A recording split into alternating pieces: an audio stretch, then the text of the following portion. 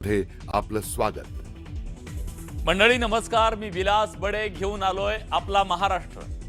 आपल्या महाराष्ट्राच्या सत्तेमध्ये एकत्र असलेले आणि पुढच्या 16 तारखेपर्यंत विरोधकाच्या भूमिकेत असलेले भाजप आणि राष्ट्रवादी काँग्रेस यांच्या संसारात निवडणुकी रूपाचा मिठाचा खडा पडलाय.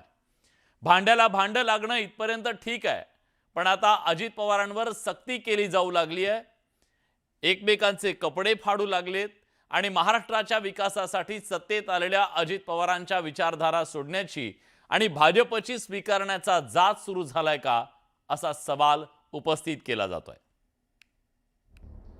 अजित पवारांच्या पक्षाला सुद्धा सावरकरांचे विचार मान्य करावेच लागतील. याल तर तुमच्या बरोबर, न याल तर तुमच्या विना, आणि विरोधात शिरलात तर तुमच्या विरोधात. आशिष शेलारांनी अजित पवारांना सावरकरांचे विचार मान्य करावे लागतील असं ठणकावून सांगितलं. त्यामुळे दुसरी राजकीय लढाई सुरू झाली आहे. दोन्ही पक्षातली पहिली जोरदार लढाई अजित पवार आणि रवींद्र चव्हाणांमध्ये झाली. शहरापेक्षा स्वतःला आणि स्वतःच्या परिवाराला मोठं होण्याची एवढी राक्षसी भूक या शहराची परिस्थिती बिघडवलेली आहे. मला हे भगवत नाही. अजित पवारांनी खुद के गिरेबान में झाँक के देखना चाहिए, जसं हिंदीमध्ये म्हणतात, ते पाहिलं पाहिजे. रवींद्र चव्हाणांनी शायरीच्या माध्यमातून दिलेलं उत्तर, त्यानंतर आशिष शेलारांनी सावरकरांचे विचार मान्य करावे लागतील हा दिलेला सल्ला, आणि त्या पाठोपाठ आता चंद्रशेखर बावनकुळेंनी अजित पवारांना सूचक इशारा दिला. पुस्तकाची मागची पानं उलटली तर अजित पवारांना बोलता येणार नाही असं बावनकुळे म्हणाले. जे काही खूप काही अभिमानास्पद नाहीये. शेवटी कोर्टामध्ये जे काही केस चालू आहे त्यातले जे काही निकाल येतील त्यावरच आपण पुढे जाऊ. शेवटी कोर्ट केस अजूनही विचाराधीन आहे, अजूनही कोर्टाचे निकाल लागले नाहीये. वीर सावरकरांचे विचार हे अजितदादांनी त्याचा विरोध करण्याचं कारण नाही, त्यांनी कधी केलंही नाही. म्हणजे मला माहिती नाही त्यांनी केलं असेल तर, आजपर्यंत तरी मी बघितलं नाही. पण हे आमची भूमिका ही पक्की आहे की वीर सावरकरांचा विरोध हा मला मान्य नाही. भाजपच्या नेत्यांनी अजित पवारांवर तूप डागल्यानं राष्ट्रवादी काँग्रेसचे आमदार अमोल मिटकरी यांनी मैदानात उडी घेतली. अजित पवारांचा पक्ष तुमच्या आदर्शांच्या नेतृत्वावर चालला पाहिजे हा अट्टहास पोकळ असल्याचा टोला मिटकरींनी लगावला. आमच्या पक्षाची आंबेडकरी विचारधारा तुम्हाला नाईलाजानं का होईना स्वीकारावी लागते, हे त्रिवार सत्य आहे, अशी जिवारी लागणारी टीका मिटकरींनी केली. त्यांची विचारधारा आम्ही स्वीकारावी की नाही हा त्यांचा जरी प्रश्न, धमकी, इशारा असेल तर एवढं मात्र नक्की सांगतो की ती विचारधारा आमची असू शकत नाही. मात्र आमची जी विचारधारा आहे, शिवशाहू फुले आंबेडकरवादी विचारधारा, ही विचारधारा त्यांना स्वीकारल्याशिवाय पर्याय नाही. आम्ही धमकी देत नाही, आम्ही त्यांना प्रामाणिकपणे मैत्रीपूर्वक सल्ला देतोय. अजित पवारांनी भाजपनं पिंपरी चिंचवडमध्ये भ्रष्टाचार केल्याचा आरोप केला. त्यानंतर दोन्ही पक्षात वाद सुरू झाला. सिंचन घोटाळ्याचा आरोप करणाऱ्यांसोबत सत्तेत बसलो असं वक्तव्य दादांनी केल्यामुळे भाजपला मोठा दणका बसला. त्यामुळे सिंचन घोटाळ्याचं प्रकरण कोर्टात असल्याची आठवण भाजपकडून करून देण्यात आली. त्यानंतर दोन्ही पक्षातला वाद आता सावरकरांच्या विचारापर्यंत पोहोचलाय. आता भाजप आणि राष्ट्रवादी काँग्रेसला सावरकरांचा विचार अधिक प्रिय आहे की सत्तेचा विचार त्यांना जवळचा वाटतो, हा प्रश्न आता निर्माण झालाय. संतोष गोरे, न्यूज 18 लोकमत, मुंबई. राजकारणात सर्वात जास्त अवयवाचा वापर कुठला होत असेल तो अवयव आहे जीभ. जी जीभ लाटही निर्माण करू शकते मतांची आणि भुईसपाटही करू शकते. त्यामुळे राजकारणात नेत्यांना जीभ चालवताना शब्दाचं स्टेरिंग जरा नीट सांभाळावं लागतं. ताबा सुटला की अपघात अटळ आहे. अशाच एका राजकीय अपघातात भाजपचे प्रदेशाध्यक्ष रवींद्र चव्हाण पुरते जायबंदी झालेत. खरं तर आपल्या सर्वांचा उत्साह बघितल्यानंतर लक्षात येत आहे की 100% विलासरावांच्या आठवणी या शहरातून नक्कीच घुसल्या जातील, यात काही शंका नाही. भाजपचे प्रदेशाध्यक्ष रवींद्र चव्हाण आपल्या कार्यकर्त्यांमध्ये उत्साह भरायला आले, पण जाताना जीवाला घोर लावून गेले. कारण लातूरमधून विलासरावांचं नाव पुसण्याची त्यांची इच्छा लातूरकरांच्या भावनांना ठेच पोचवणारी ठरली. कारण विलासरावांचं लातूरशी असलेलं नातं अतूट होतं, पक्षाच्या जातीपातीच्या पलीकडचं होतं. गेली 3 दशकं विलासराव म्हणजे लातूर आणि लातूर म्हणजे विलासराव ही देशभरात ओळख बनली. लोकांची चळवळ म्हणजे काँग्रेस इतकं विस्तारित रूप काँग्रेसला प्राप्त झालेलं आहे. अनेकांनी प्रयत्न केले काँग्रेस संपवायचे, ते संपले, काँग्रेस नाही संपली. राजकारणात चढ उतार आले तरी लातूरकरांच्या मनावर कोरलेलं विलासरावांचं नाव आजही कायम आहे. दोन्ही हात वर करून सांगतो, लोकांसाठी जगलेल्या माणसांची नावं मनावर कोरलेली असतात. लिहिलेलं पुसता येतं, कोरलेलं नाही. तर रवींद्र चव्हाण यांनी जे विधान केलंय हे राजकारण आता कुठल्या स्तरावर चाललंय हाच प्रश्न सगळ्याला पडलेला आहे. दुर्दैवी आहे, त्यांनी असं विधान करायला नको होतं.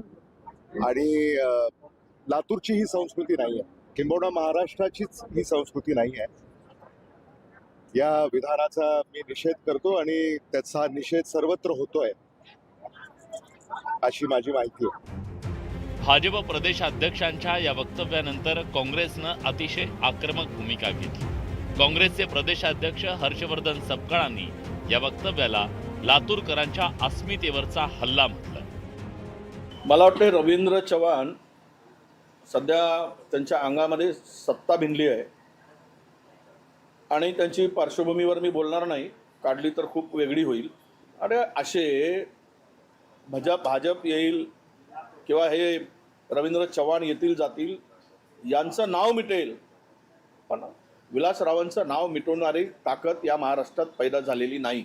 विलासराव देशमुख साहेबांचं व्यक्तिमत्व, त्यांचं योगदान हे किती मोठं आहे हे निर्विवाद आहे.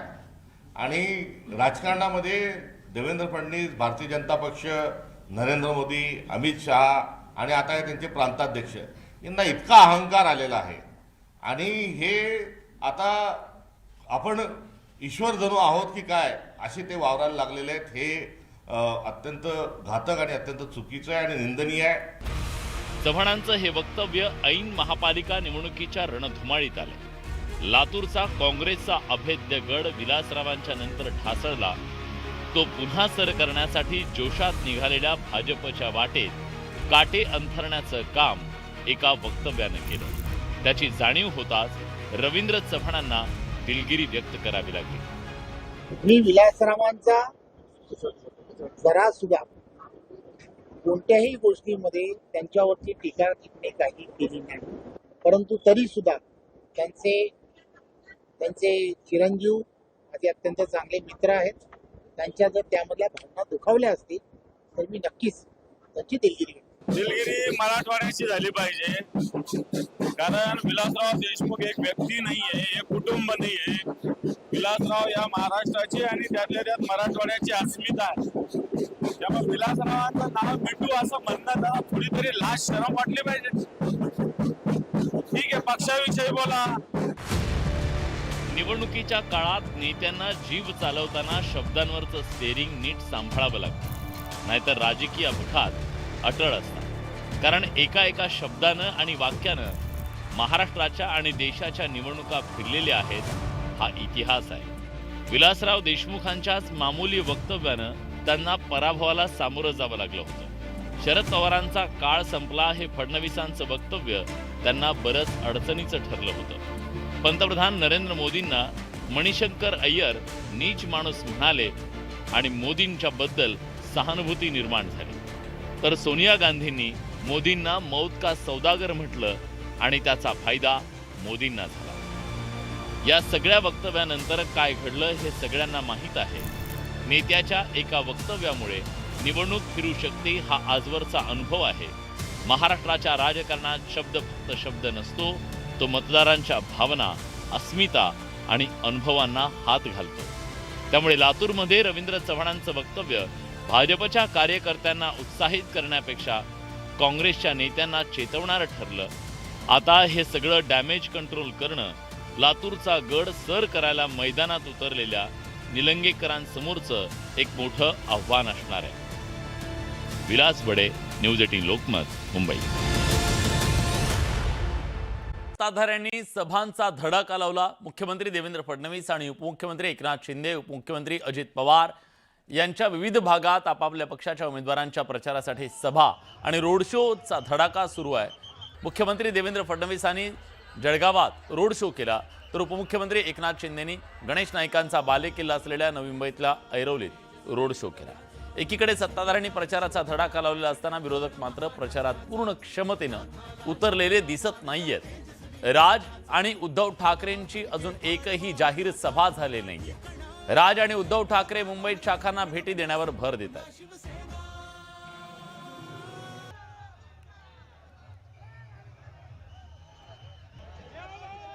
जाहीर सभांच्या मुद्द्यावरून ठाकरेंचा पक्ष आणि भाजपमध्ये आरोप प्रत्यारोप सुरू झाले. आम्हाला माहिती आहे सभा कधी घ्यायच्या आणि कशा प्रकारे घ्यायच्या. मुंबईमध्ये मैदान अडवून ठेवलेलं आहे, तो वाद सुरू आहे. म्हणजे शिवसेना किंवा मनसेच्या महायुतीला सभा घेता येऊ नये या राक्षसी हेतून बरं का मैदानांवरती दगड ठेवले उगाच. तर त्याच्यावरती आता आमची चर्चा सरकार. मोठ्या सभेमध्ये लोक जमणार नाहीत, मग लोक ऐकायला येणार नाही, जमणार नाही, तर रस्त्यावर फिरावंच लागेल. चला हे तर बरं झालं, माझे कुटुंब माझी जबाबदारी, माझा बंगला माझे घर, इथून मुंबईकरांना ते रस्त्यावर तरी दिसू लागले. ज्या तरुण कार्यकर्त्यांच्या हाती होती त्यापैकी एक असलेल्या संतोष धुरीने राज ठाकरेंना जय महाराष्ट्र केला. मनसेच्या इंजिनातून उतरून त्यांनी भाजपचं कमळ हाती घेतलं. त्यांना ठाकरेंच्या मशालीसोबत जाणं रुचलेलं नव्हतं. पक्ष सरेंडर केल्याचा त्यांनी आरोप केलाय. त्यामुळे त्यांचं जाणं पक्षासाठी धक्का आहे. पक्ष सरेंडर केला, संतोष धुरींचा निशाणा. लोकांनी पूर्णपणे त्या पक्षाचा ताबा घेतला, पूर्णपणे ताबा घेतलेला आहे. पूर्ण आमचा पक्ष साहेबांनी सरेंडर केलाय त्यांना. संतोष धुरींचा मनसेला जय महाराष्ट्र. दोघं एकत्र आले वगैरे तसंच समजायचं आता. राज ठाकरेंचा शिलेदार भाजपात दाखल. अशा सीट दिल्या दिसायला आकडा 52 आहे, पण ज्या सीट दिलेल्या आहेत त्या सीट तुम्ही जर बघितल्या तर त्यातल्या 7 ते 8 सीट येतील की नाही शंका आहे. ऐन महापालिका निवडणुकीच्या तोंडावर राज ठाकरेंच्या शिलेदारानं मनसेला जय महाराष्ट्र करून भाजपचं कमळ हाती घेतलंय. मनसे सोडताच संतोष धुरींनी टीकेचे बाण सोडले. संतोष धुरी हे राज ठाकरेंचे प्रमुख शिलेदार म्हणून ओळखले जात होते, पण मनसे आणि शिवसेना उबाठाच्या युतीमुळे धुरी दुखावले गेले. त्याचा परिपाक भाजप प्रवेशातून झाला. भारतीय जनता पार्टीचा भारत माता की.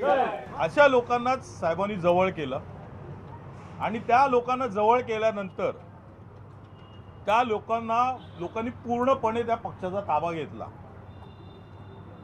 पूर्णपणे ताबा घेतलेला आहे.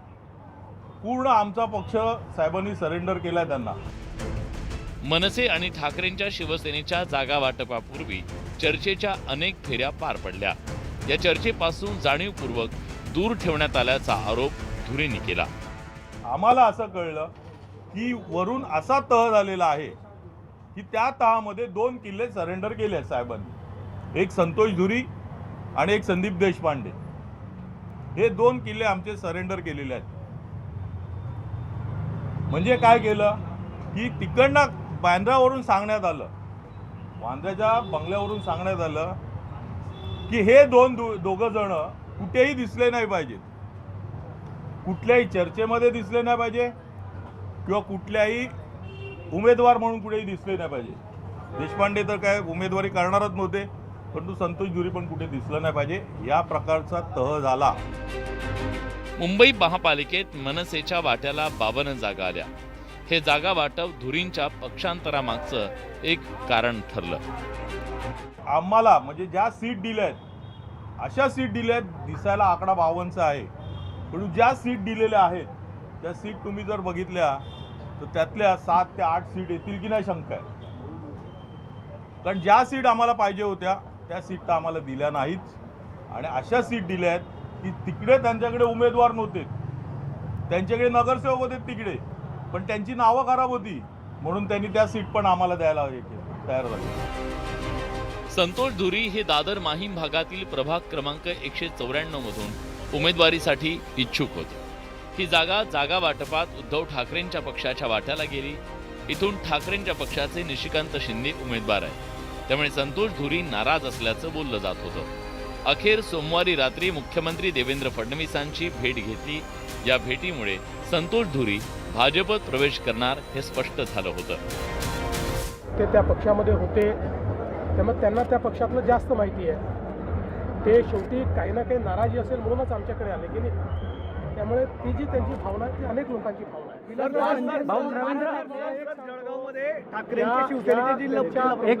त्यांच्या युतीमध्ये सर्वात जास्त नुकसान हे राज ठाकरेंचं होतं. मुळात ज्या व्यक्तीला म्हणजे असं म्हणतात नाही, असं उचलून त्याला मोठं करणं हे काम पक्षाने राजसाहेबांनी केलं, त्याला नावारूपाला आणलं.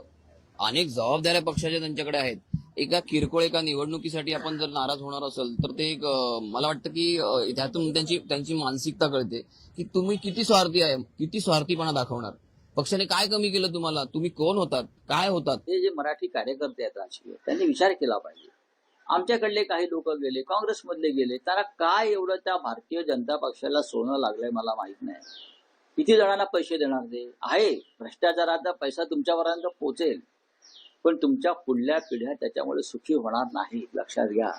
जर महाराष्ट्र सुखी राहिला तर तुमच्या पुढल्या पिढ्या सुखी राहतील. ऍक्च्युली त्याला राजकारणाचा काही गंधच नव्हता, परंतु यशवंत किल्लेदार असू दे किंवा ते त्यावेळेचे राजसाहेबांचे जेवढे अनुयायी होते त्यांच्यावर त्यांचे संबंध चांगले होते, त्यामुळे त्यांना तिथे तिकीट दिले. ती पण तिकीट नशिबाने म्हणजे आमच्या दोघांमध्ये फाईट झाली, माझ्यात आणि ज्योती भोसल्यांमध्ये 200 मतांनी फक्त निवडून आलेला संतोष धुरी. संतोष धुरी गेल्याने काय विभागात काय 5 पैशाचा किंवा 2 पैशाचा सुद्धा फरक पडणार नाही एवढी गॅरंटी आम्हाला माहिती. उद्धव ठाकरे आणि राज ठाकरे हे बंधू पालिका निवडणुकीसाठी एकत्र आले खरे, पण दोन्ही पक्षातील अनेक इच्छुकांची मोठी कोंडी झाली आहे. त्यातून काही ठिकाणी बंडखोरी झाल्याचं पाहायला मिळतंय. संतोष धुरेंनी या राजकीय कोंडीतून सुटका करून घेण्यासाठी भाजपचं कमळ हाती घेतलं. आगामी काळात उर्वरित नाराज शिलेदारांची नाराजी दूर करण्याचं मोठं आव्हान दोन्ही ठाकरे बंधूंच्या समोर असणार आहे.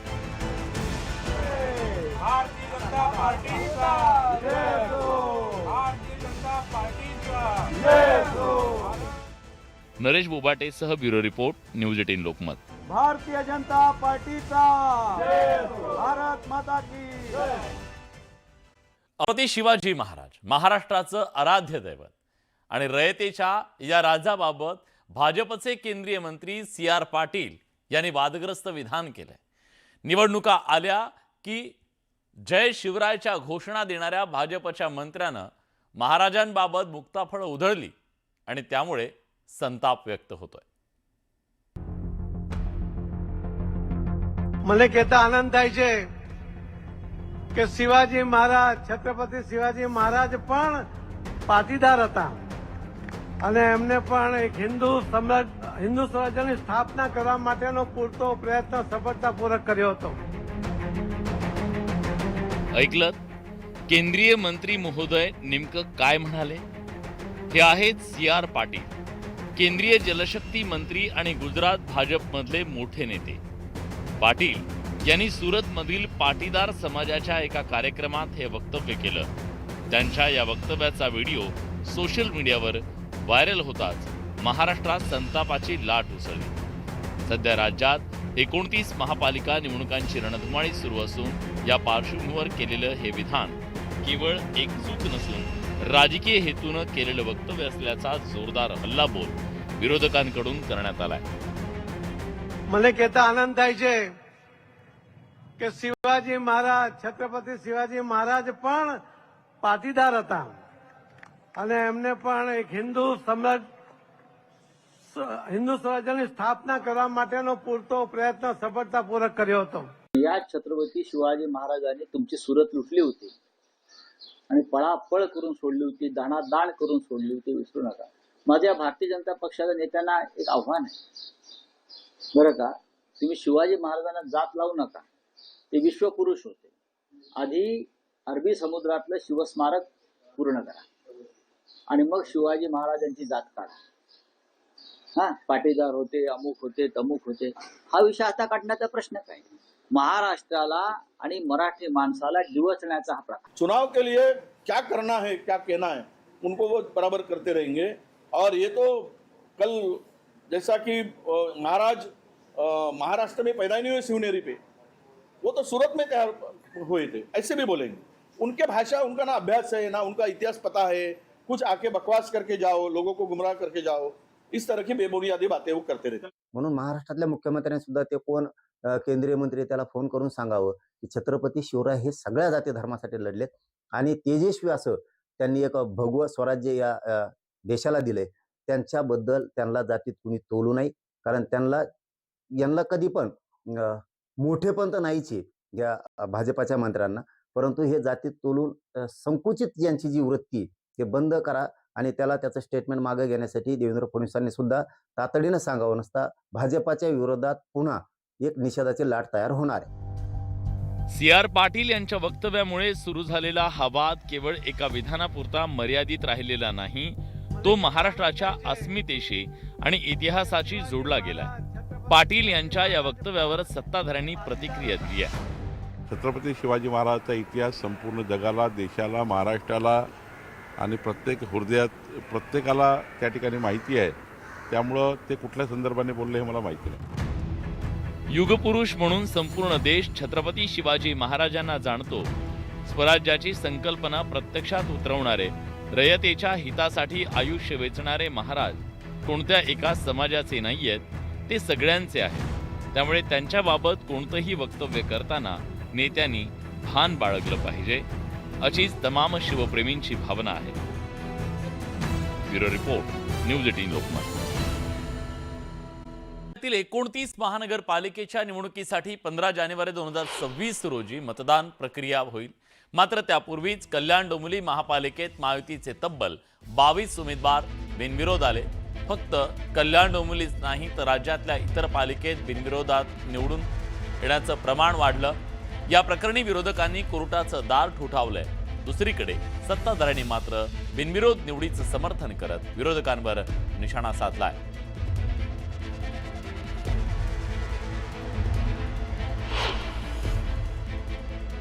यावेळी तर तुम्ही कमालच केली.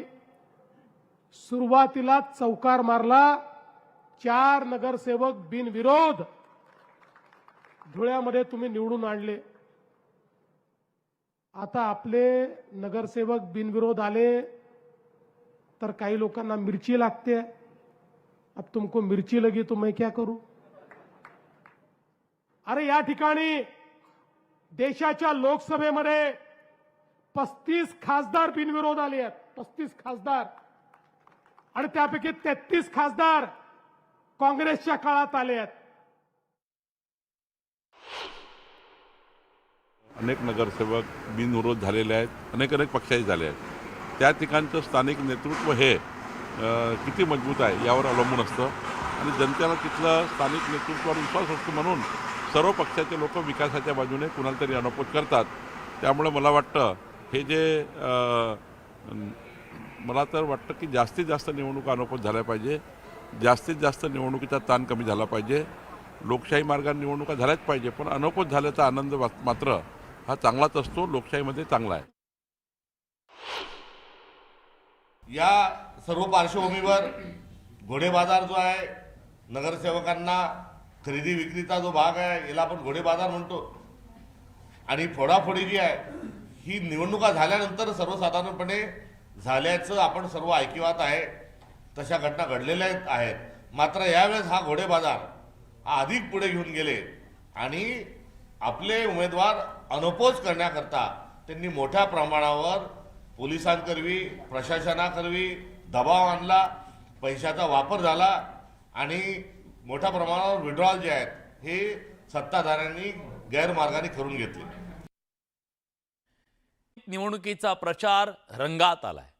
इथं 6 जागा सोडल्या तर इतर ठिकाणी रवी राणांचा स्वाभिमानी पक्ष आणि भाजप यांच्यात लढत आहे. मात्र भाजपच्या नेत्या आणि रवी राणांच्या पत्नी नवनीत राणा यांच्या दुहेरी प्रचारामुळे चर्चांना उधाण आलंय. एकीकडे नवनीत राणा भाजपचे नेते अमरावतीत आल्यानंतर त्यांच्यासोबत भाजप उमेदवारांसाठी प्रचार करतात. दुसरीकडे त्या पती रवी राणांच्या युवा स्वाभिमानच्या उमेदवारांचाही प्रचार करतात. विशेष म्हणजे त्या भाजपचे उमेदवार तुषार भारतीय यांच्या विरोधात सचिन भेंडे यांना पाठबळ देत असल्याची चर्चा आहे. यावरून रवी राणांनी स्पष्टीकरण देण्याचा प्रयत्न केला तर दुसरीकडे मात्र बच्चू कडूंनी जोरदार टोलेबाजी केली. साईनगरमध्ये माननीय मुख्यमंत्र्यांनी तुषार भारतीय जनता पक्षाचे जे उमेदवार होते त्यांचा प्रचार केला आणि त्याच्या 15-20 मिनिटातच माझे खासदार नवनीत राणा ह्या सुद्धा युवा स्वाभिमानीच्या उमेदवाराचं नारळ फोडला गेल्या. ही परिस्थिती फक्त साईनगरमध्येच नाही, सर्व अमरावतीमधल्या युवा स्वाभिमानीचा प्रचार जोरदारपणे नवनीत राणा करत आहे. अनेक ठिकाणी भारतीय जनता पार्टीला आम्ही पाठिंबा दिलेला आहे. अनेक ठिकाणी मैत्रीपूर्वक लढत आहे. अनेक ठिकाणी या ठिकाणी मैत्रीपूर्वक लढून ज्या ठिकाणी भारतीय जनता पार्टीचे उमेदवार मजबूत आहे त्यांना आम्ही त्या ठिकाणी काढण्याचा प्रयत्न करत आहे. ज्या ठिकाणी युवा स्वाभिमान पार्टीचे उमेदवार मजबूत आहे त्यांना आम्ही त्या ठिकाणी निवडून आणण्याचा प्रयत्न करत आहे, जेणेकरून या ठिकाणी सत्ता भारतीय जनता पार्टी आणि युवा स्वाभिमान पार्टीची बसली पाहिजे. एका इकडे हिंदू शरणी म्हणून त्यांच्याकडे पाहिलं जातं आणि दुसरीकडे भाजपच्या विरोधात ते नारळ फोडतात आणि त्यांचं भाजपला अंगावर घेण्याची ताकद ठेवतंय आणि फक्त पतीच्या पक्षासाठी. तर त्यांचं मी कौतुक करतो. खरं तर सलाम नवनीतजी राणा, तुम्हाला आमचा खरं तर मुजरा आहे का 6 भाजपला घेऊन लढायचं आणि 34 ठिकाणी स्वाभिमानाला उभं करायचं. म्हणजे इथं तुम्ही लक्षात घ्या का केंद्रात ज्याचं राज्य आहे आणि राज्यात ज्यांचं राज्य आहे त्याला खिशात ठेवण्याचं काम रवी राणानं केलं. म्हणजे मानावं लागेल. हम तो टाली बजाएंगे रवी राणा के लिए.